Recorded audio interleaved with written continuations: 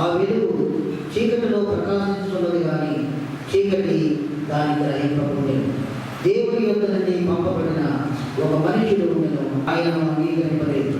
తను ఎక్కడ అంగీకరించారో వారందరికీ, అనగా తన నామములో విశ్వాసం ఉంచిన వారికి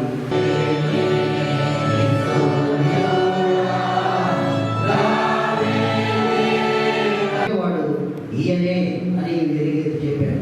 ఆయన పరిపూర్ణతలో ఉండి మనమందరము కృప వెంబడి కృపను పొందితిమి.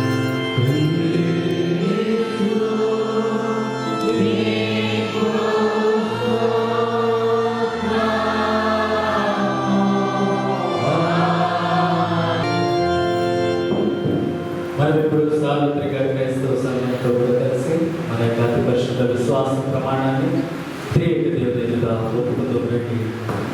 నేను పరలోకమును సృష్టించిన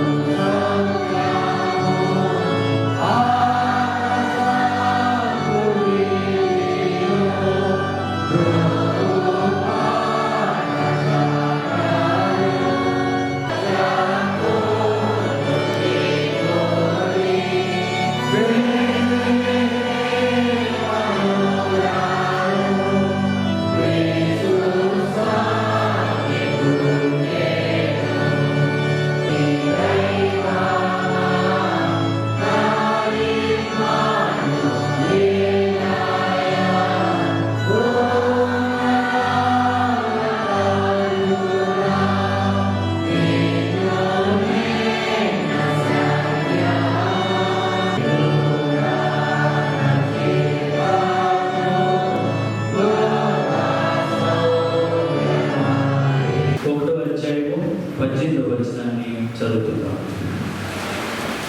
ఎవడలో ఎప్పుడైనా దేవుని దేవుడిని తెలియజేస్తున్నాడు.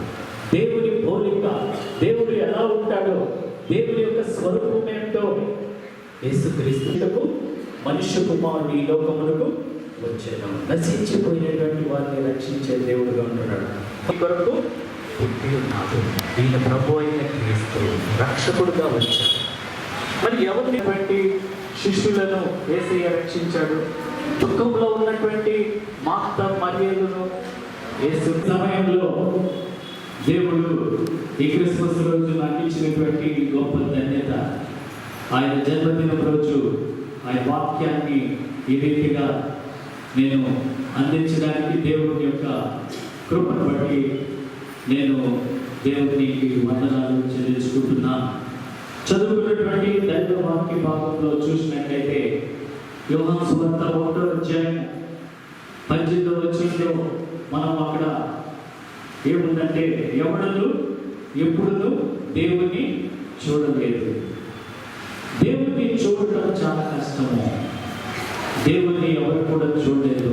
మోషే కూడా చూడలేకపోయాడు. పాత నిబంధన కాలంలో ఎవరు కూడా దేవుని చూడలేదు.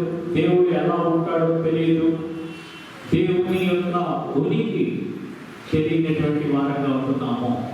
అయితే ఈరోజు ఈ వాక్యంలో యేసు ప్రభు ఎందుకు ఈ లోకానికి వచ్చాడు, తండ్రి ఎందుచేత తన కుమారుణ్ణి ఈ లోకానికి పంపించాడు, ఆయన ద్వారా మనం ఏమి పొందుకుంటున్నామో